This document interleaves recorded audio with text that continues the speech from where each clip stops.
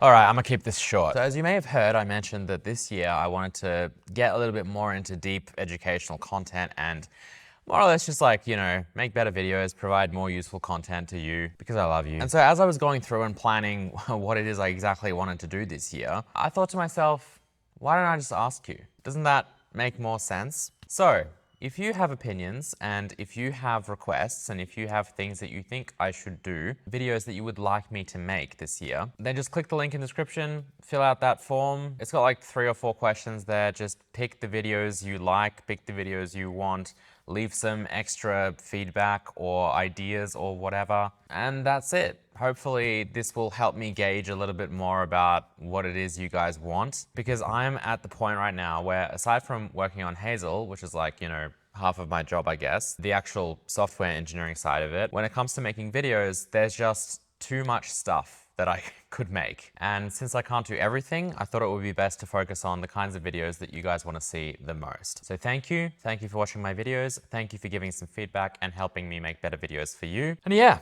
that's it. I'll see you later. Bye.